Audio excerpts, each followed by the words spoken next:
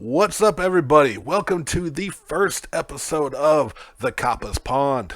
I am Sean, bearded Kappa lit, and just a quick breakdown of what this is. While the yokai delinquents are still going on and we will still be having guests there, every now and again, me and Jerry's schedule just doesn't line up, and I've got friends I want to chat with. So, I'll be doing some solo work every now and again. And today I'm very excited to have a good friend of mine. If you listen to our me and Craig Lance's show, Macabre Matinee, we spoke with his wife, Lorna. So today, we got Geremy Hughes. Jeremy, why don't you say hello? Hey guys, how you doing today? My name's Geremy Hughes. Uh, I am part of uh, Justice League Arkansas with Sean. Yes, yes. We're a cosplay group located in Central Arkansas that love everything to do with comics. I also run Hughes Clan Cosplay with me, my wife, and our two daughters, Yep. and we have a lot of fun with it. Oh, yeah, an entire family of awesome cosplayers. It's pretty impressive. A clan, if you will. A clan, right, right. Absolutely true. But okay, so as I said, this is going to be just ain't like a formal interview kind of thing. We are just when I eventually get the illustration I have in my head, just couple people chilling and having a talk. But I like the tradition that we do on Yokai Delinquents, where a guest will come in and you get first topic. And like I said, we are going to go as long as we feel like it. There's no set time. We're just going to have some fun. So, Jeremy, what do you want to talk about today? So, how do you feel about conspiracy theories? As long as it's not attributed to worldwide pandemic viruses, I'm pretty good about most of the others. Because Well, this one is worldwide, yeah, but the interesting thing about it is it started before computers oh, were as big as they are now. We weren't able to do a bunch of research on the topic on computers back then. right, This is about Paul McCartney. Paul McCartney. Now, I Okay. know what you're thinking. It's a very famous guy. He's been in the public for years and years. Yeah, What could there be conspiracy theory about for him? right, right. I mean, Well, man that helped start the Beatles and has just had a musical career for before either of us were born, and just decades going on. well, time to tune in, turn off, drop out, drop in, switch off, switch on, and explode because Paul McCartney is dead. So he is a talented zombie. All right, so go ahead. All right, Oh no, I'm not no, going to be. not quite. I'm not here. I'm not here to make the snarky comments. All right. Yes, you're saying that Paul McCartney is dead. I know you gave me a little heads up about what's going on. I don't know the finer details, so break it down for our listeners. How is Paul McCartney dead? So the Paul is dead, or the fall, if you will, fake Paul. Uh-huh. It's an urban legend that suggests Paul McCartney of the Beatles has died in 1966 and was secretly replaced with a lookalike. Huh. Okay. So, Okay. yeah, it's pretty interesting. In September of 1969, an American college student published articles claiming that McCartney's dead. Right. Uh, he could be, and the facts could be found in the lyrics and artworks of the Beatles albums. Okay. That sounds a little familiar, but go ahead. Continue. So the clue hunting proved infectious. It sparked on a radio show Uh-huh. when this late night DJ, he was taking calls on suggestions, and this guy that had been writing a paper about this calls in, and he wanted to hear a song from Sergeant Pepper's Lonely Hearts Club Band album, Okay. and he was telling this DJ about all the clues. And as soon as he started with that, it sparked a nationwide hunt to find more of these clues that the Beatles were secretly leaving in all their music, all their album artwork, their interviews. Okay. Um, Okay. and it was even published in Life magazine in November 1969. Okay. So, real quick interjection question here. Um, Mhm. Now, are they claiming he died after the Beatles got like their first big hit and started kicking off, or Like, when was he supposedly dead and replaced, as far as their career? So, as far as their career, they'd been around for quite a few years. Because I don't know how much you know about the Beatles. Not a ton. I'm a very John Len- casual. Yeah. John Lennon met Paul McCartney when they were both teenagers. Okay. They formed a band called the Quarrymen, which was a skiffle band, which is basically like what you would think today as just like a thrown together bluegrass style band. Okay. Okay. So they had like the bass was a string on a wash tub. They had the wash grater they played. They had acoustic guitars and harmonicas. That's pretty much all that's in the band. Okay. And they play on the back of these small little trucks at fairs and stuff like that. Right. So they met then. They meet George a little bit later on because Paul had already knew him and knew he was an amazing guitar player. Their original drummer was touring with them through Germany, and he was too young to get into the clubs they were going to. So they had to kick him out of the band. They met Ringo, which was a member of the Twisters at the time, and brought him into the band. So they'd been around for about 10 years at this point, but hadn't made it big. Right. So we're moving along, and I believe it was 3 albums in when he died. The rumor is that he died in 1967. Okay.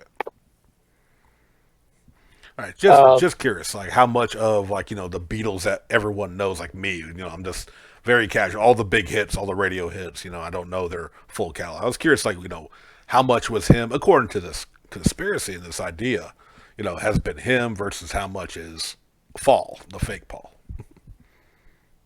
So you got about 3 albums that was actual Paul McCartney.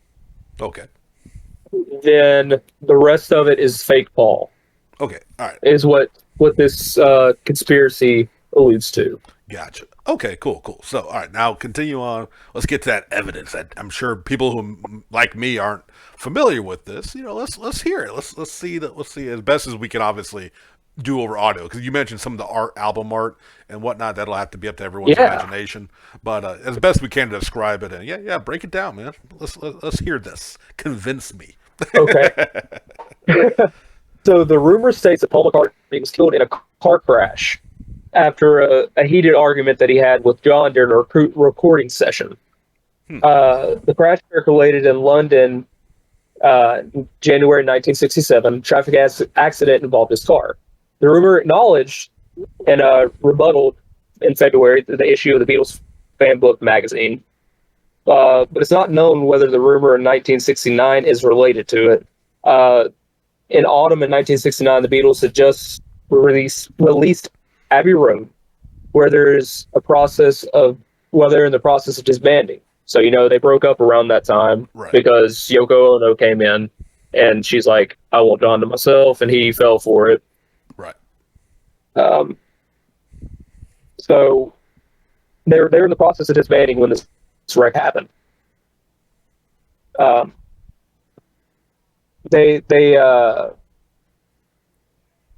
I lost my place on my notes here. No problem.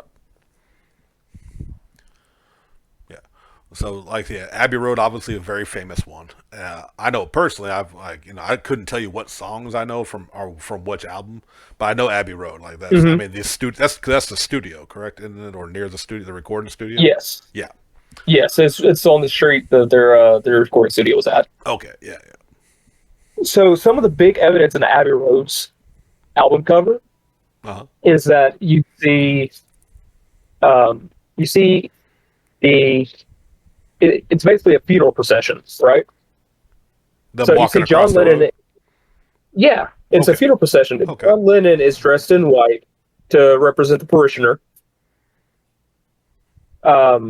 He's followed by Ringo, who is representing the grieving people.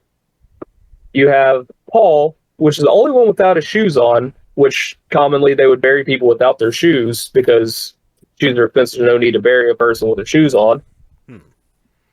And George is bringing up the end, dressed in all blue jeans, representing the gravedigger, who would be coming in after everyone is left to fill in the hole. Also very interesting in this there's a Beetle, a Volkswagen Beetle, in the background of the picture.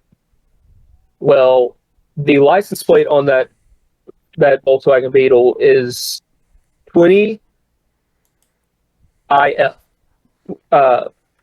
stating that he would be 20 if he was still alive. Huh. Okay. Okay. Also interesting, excuse me, 28. Yeah, sorry. Also very interesting. Paul McCartney is holding his cigarette in his right hand in that picture. What do we know about Paul? He plays left-handed bass. So they're stating that that's not the real Paul in that picture because he wouldn't be doing that. Let's see, where's some more evidence?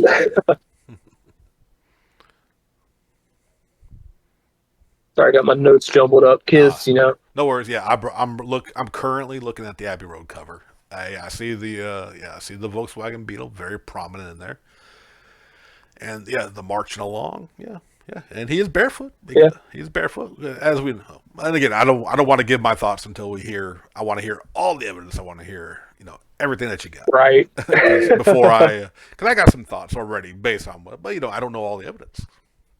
Now so if I you know want I've heard to the pull up a picture. Go ahead. My bad. I was gonna say, yeah, I do remember a lot of attention being mentioned about him being barefoot. Now, I didn't know about the funeral thing, but okay. But So if you want to pull up a picture of Sgt. Pepper's Lonely Hearts Club Band, this album cover has the most evidence in it out of all of them. okay, I will look at it. I'll point out a couple things for you to see as we go along here. Right. Let's go ahead and whenever you got your notes ready, just keep on going. Just go ahead and talk about. I'll catch you. Yeah. Okay, so this is a famously busy album cover, right? It's also rich with source of conspiracy. Oh.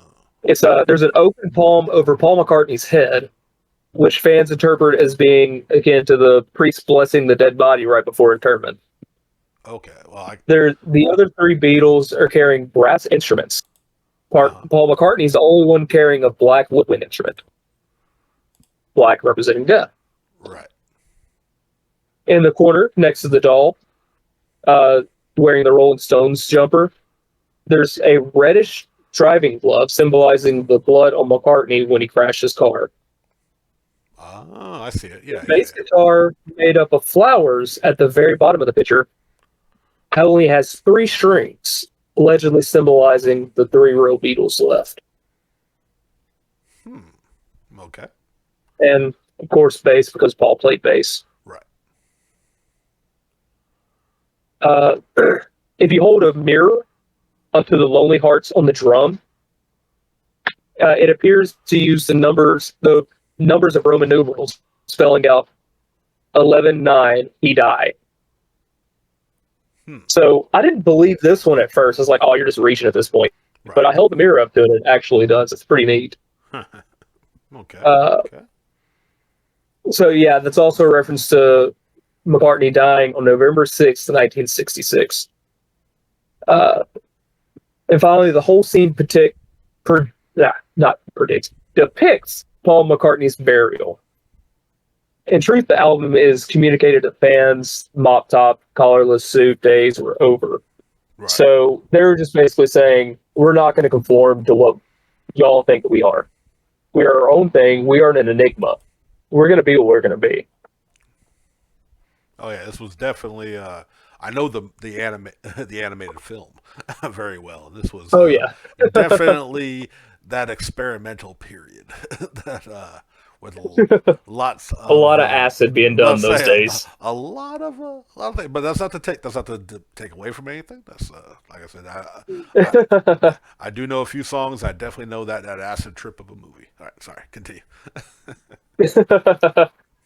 So this next little bit I titled "I Buried Paul," because in an audio clip from the end of "Strawberry Fields Forever," one of the most famous Beatles songs, there's a very distorted voice of John Lennon being heard saying, I buried Paul. It's very, very slight. You can just hear in the background, I buried Paul. Okay, and that's in... When John... That's Go ahead, sorry. Sorry, I was just going to ask, and that's with no alter hearing it, other than obviously maybe sampling or turning it up, but there's no alteration to the track itself. No alteration at all. You don't have to spin it backwards. You don't have to Okay. scratch it a little bit to hear it. You know, Right. it's just Okay. smooth as butter. Gotcha. I very full, just very low in the background. Right. Now, Lennon claims that he was saying cranberry sauce when it was bored, or not when it was bored, when it was recorded, because he was just very bored. Right. And he was requesting something from the caterers to go on his toast. But you can listen to it for yourself later, and Yeah. make your own decision on that. Right. Okay, next little bit we have is from Magical Mystery Tour. Also a very acid-heavy Right. album. So there's two things that we want to note about Magical Mystery Tour. Firstly, the word Beatles is spelled out in stars. When viewed upside down, the stars appear to spell out a phone number. The number is either 2317438 or another number set of numbers that nobody can decide upon. But the rumor has it that if you called this number at a certain time of day, usually at 9:11, excuse me, not 9:11. Right. What was the time? 11:09. Excuse me. Got it flipped. Right. But at 11:09, that it was a hotline to the people who representatives of the Beatles that would confirm for you that Paul is dead. If you call it in Toronto, however, you'll be connected to Crook Homes Ltd, a custom home contractor. So, Okay. So this little fun tidbit there. Right. I imagine they get many, or at least have used to get probably a lot of calls. Right. So the second little bit from Magical Mystery Tour is that McCartney wore a black water suit, again representing death on the cover. And in certain articles, in certain Arctic cultures, they also have the walrus as a symbol of death. Now, the only immediate problem with this concept is that the Beatles, that the beetle in the walrus costume was not McCartney in the music video or the movie. It was Lennon. Oh, okay. And it's just like the barefoot thing. There's slim evidence that the Arctic people actually see a walrus as a symbol of death. Okay. So that's a little bit from that one. Right. So in the bare bones cover of the White Album, it left even the most devout theorists stumped because, it was just plain white. There's nothing on there for them to search for clues. Right. So then the fans instead turned to the fold-out collage poster that came with the album. And in the snapshots, there was what appeared to be Paul McCartney in glasses and a civil servant's haircut, which theorized to be William Campbell. Now, William Campbell was a young man that won a Paul McCartney look-alike contest shortly after Paul's supposed accident. And this would give the perfect spot for them to find the person to take over as Paul McCartney after his death. There's also a picture of Paul McCartney laying down taking a nap. But if you squint your eyes just right, it looks like the corpse of Paul is a corpse and is being cleaned for a funeral because he's laying on what looks to be a metal morgue table. And that's from the White Album as well. Yes, this is also in the White Album collage that comes with the album. Oh, okay.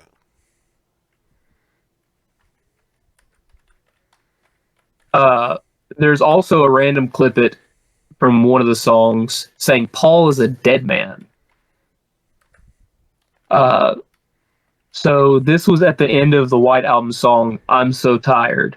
Lennon fades out the track with a few seconds of gibberish. Play it backwards, though, and it does indeed sound like Paul saying, or not Paul saying, John saying Paul is a dead man. Miss him, miss him, miss him, miss him. One of the reasons that this alleged secret message was able to gain such traction with the fans is because the Beatles actually did have a penchant to pull secret messages and put them in their albums to where you could hear it backwards. So this one was just randomly discovered while people were just mulling about with their records. Right. But rather than communicating a morbid cover-up, they're usually just trying to slip naughty things past the censors. In 1965, in the 1965 song "Girl," for instance, it features the Beatles saying "tit" over and over again when you play it backwards. Yeah, they were like I said, like a lot of people kind of forget with their first like look with the suits. You know, that was that is because they're like, oh, look how prim and proper they were before they, you know, started just doing acid all the time. But like my understanding about like them dressed like that with the cuts they had back in the day, that was actually very rebellious. Like kind of like It the was early mod. extremely. I think it was called the mod scene. Mm-hmm. You know, so like yeah, so they've always, you know, they've been bad boys from the jump. Oh yeah, I know that enough a little bit about the Beatles. they were the Motorhead of their day. Well, I think that's the first time anyone's ever compared Motorhead and the Beatles, and I'm all for it. I'm all for that. So another little bit is that in one of the Sgt. Pepper's Lonely Hearts Club bands, Yeah. They were all blowing dog whistles at separate parts of the songs, just to drive people's dogs crazy when the album played. Oh, that's funny as hell. That's brilliant. So this next cover that I'm going to talk to you about, Okay. it's an extremely controversial one. Oh. Even back in its time, it was crazy that they got away with it. Right. In the spots that they did get away with it. So this is the Butcher cover. There's two different album covers for Yesterday and Today. It was a compilation album released for the North American market, and on the right is the cover of which I have the pictures on my screen, right. But I didn't have a chance to really send them to you or anything. But it's fine. I found it. I found it. Okay, cool. Okay. So there's one cover that is extremely abstract, right? And it has full of symbolism. Right. So it's them sitting there. I didn't understand. But I found something related. Sorry. I want to know, what does abstract mean in symbolism? You got some Siri support going on, or whatever device, intelligent Google AI, Home. Google Home that will eventually turn into Skynet, helping them out. So I see. Right. So now it's always listening. And now that we know you're in with the machines, I don't know if we can trust this conspiracy. See, that's the part. Paul's a robot. All right, continue. So there's one of the albums that it depicts the Beatles being covered in raw meat. Yeah. And baby dolls. Yep. Bodies, heads. So they're in white. They're kind of like in white. Yeah. Almost butcher coats. For those who haven't seen it, or feel free to look it up while you're listening. But yeah. There's meat and random baby doll parts all over them. So that's the butcher cover, as fans call it. Right. And, that's pretty self-explanatory that they're just trying to shock and awe people and show people what they can get away with. But what's more interesting to me is the re-release cover that they had to do for America. Right. So the back of that album, it has all the Beatles around a trunk. And I believe it's John sitting on top of the trunk. Paul McCartney is sitting inside the trunk. And they're all right behind it. So, was obviously representing Paul's death being in a box. And them standing behind the trunk is that Paul is 6 feet deep. I mean, that one's just like, hey, look at us. We're trying to tell you he is dead. You know what I mean? Right. Yeah, I'm looking at it. Yeah, they are very chill, but they are, definitely there. Okay, and when this is before Sgt. Pepper, correct? This album. I cannot remember the timeline on that Okay, no worries. Just exactly. because the look still looks like, earlier than that. Because wasn't it by Sergeant Pepper when they really started growing their hair out and the beards and all this? They're still clean cut Uh, in these. well, with Sergeant Pepper's, they still had somewhat of that typical Beatles bowl cut. Okay. It was just a little bit longer. I Am the Walrus is a little bit more when they started getting the long hair and Gotcha. Okay. yeah. So another little interesting tidbit about the Sergeant Pepper's album cover that I forgot to mention earlier Sure. is that if you look on the back of the album, you see a patch on Paul's arm. So that patch on his arm says OPD. And that is Britain's version of Dead on Arrival, which is it just means officially pronounced dead. Oh, okay. And interestingly enough, Paul is also the only one that is facing the camera in that shot.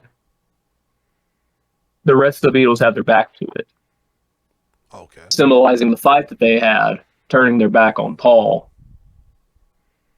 as he left the studio.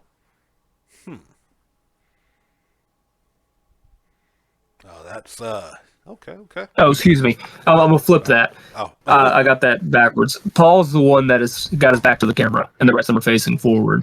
Okay. All right. But Sorry about that. Singling him out though from the rest of them. Exactly. I guess. Exactly. Okay. So this little part right here has nothing to do with Paul being dead, but fun little fact: Aleister Crowley is actually in the cover of Sergeant Pepper's Lonely Hearts Club Band. Oh well, yeah. I think I actually Up there in the top corner. Right.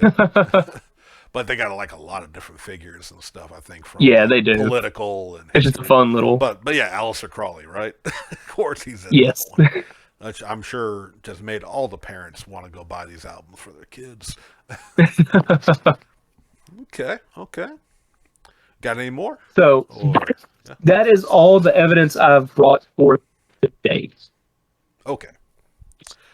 So I just want to know have I convinced you that Paul McCartney is dead? I remain skeptical, if I'm honest. But don't get it wrong. I love, again, when we're not talking about real viruses and shit, I love a good conspiracy theory. I don't want to hear about stuff that's actually killing people, but something like this, I'm all about, and I'm truly weighing in on the evidence.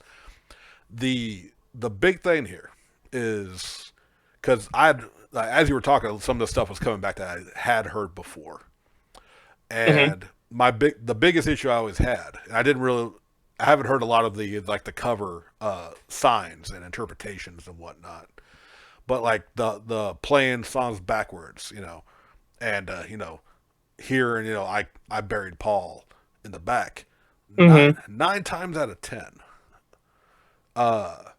it's been proven, or like that kind of stuff has been disproved, because most of the time when someone tells you listen for this, they tell you what to listen for, and your brain will find that. Yeah. So it's a common trick, and not to say with this, but it's been done before, where like, all right, like ghost tapes, and I want to believe ghosts are real. Don't get it wrong. I'm not a skeptic on that either. That's a whole other episode. But, oh yeah. but when you listen to we recorded a ghost speaking every time, especially on the shows, of course, because of course the show's got to play up for TV. They'll tell you what you're supposed to hear. And your mind, I know my mind especially, my brain will change up memories because I got such a vivid imagination. You know what I mean? So, right, like the messages in the songs, we also got to remember, like, a lot of these theories came about when people only had 1 to 2 channels on their televisions and no social media. So all they had to do was smoke weed, enjoy their acid, and listen here and look at a cover and be like, you know what that means, man? That means he's totally buried. Not to say it can't be possible, but unfortunately, yeah, I'm just not convinced, because as we all know, Kanye West is a genius. He is. He is a marketing genius. He would have known that was a fake Paul when he made him play those 3 notes on a song and wasted the fact that he used a song of the Beatles. That's a whole other problem. Fuck Kanye. That's all I got.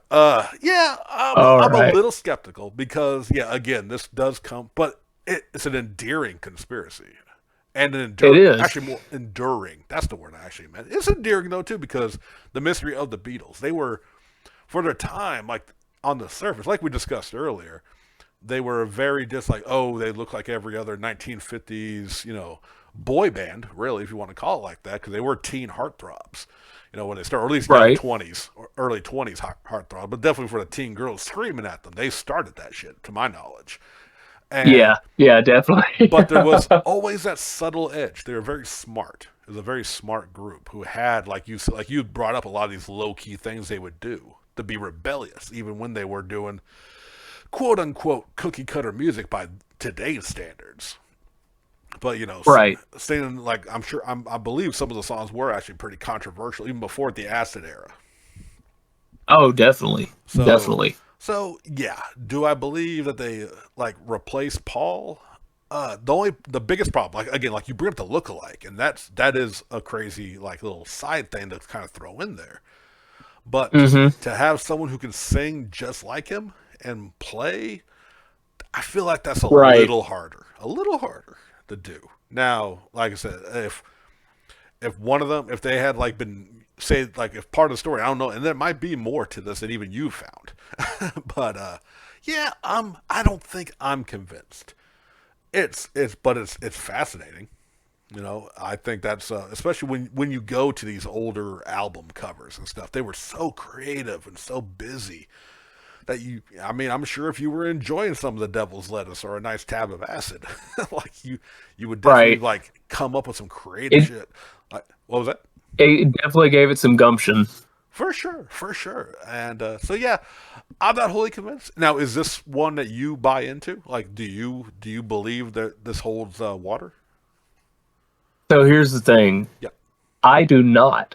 I just love the theory. Right. I mean, just to think that this one band is so influential that the government and their record label spend millions of dollars to replace him because he died, and they think that the teenagers would just go into complete and utter rebellion and destroy everything if they found out that he was dead.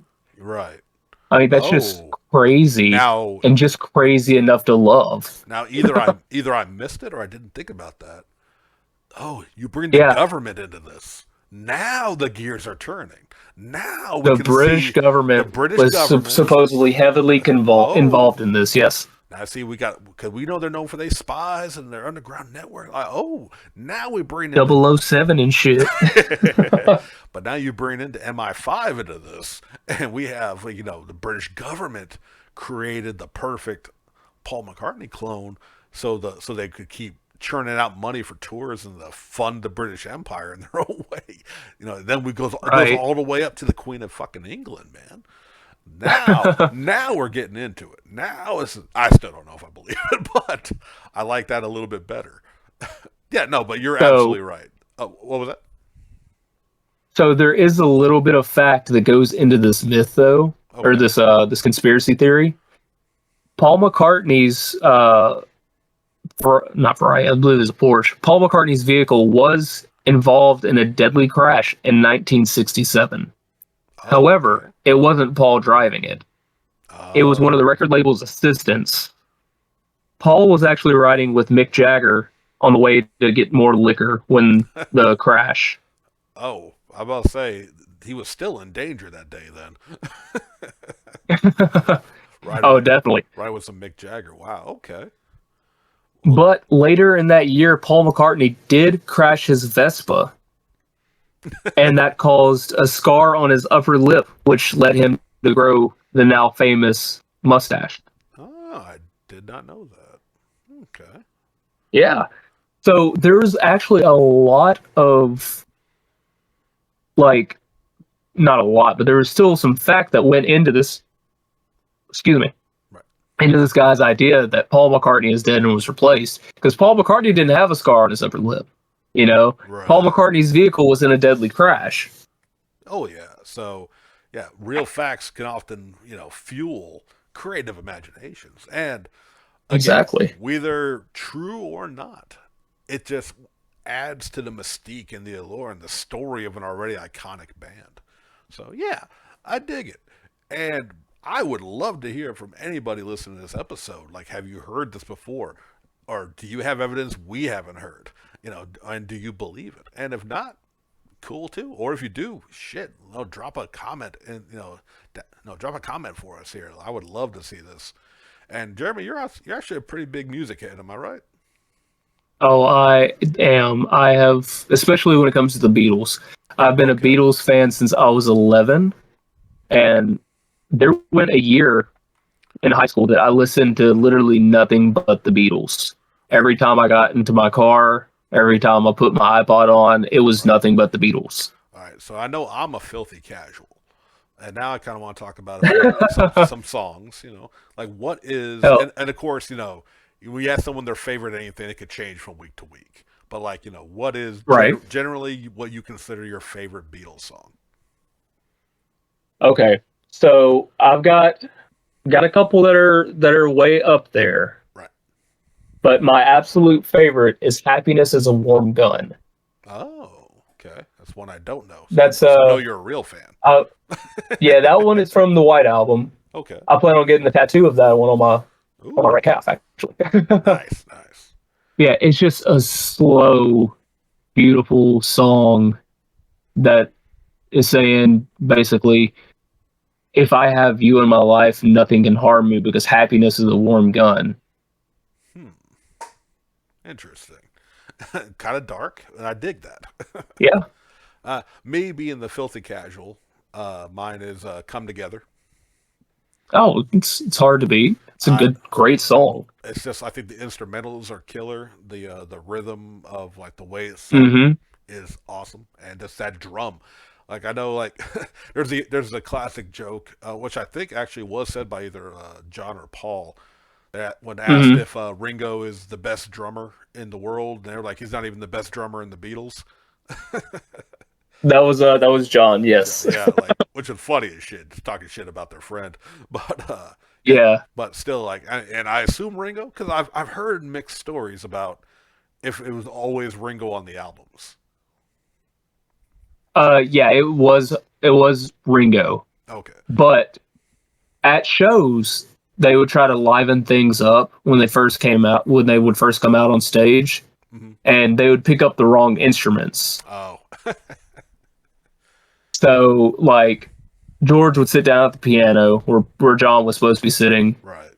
Ringo would pick up the bass, and Paul would sit down on drums, and they would muddle through a song. Right, have some fun because they were all like whether they were as good or as each other, but they all pretty much were talented in multiple instruments. So yeah, Exactly. that's very cool, very cool. Well, I think that's gonna about do it. Yeah, you laid out damn good evidence, damn good like history, years and years worth of evidence. So again, let us know what y'all think, you good listeners out there. Did he convince you that it's real, even if neither one of us believe it?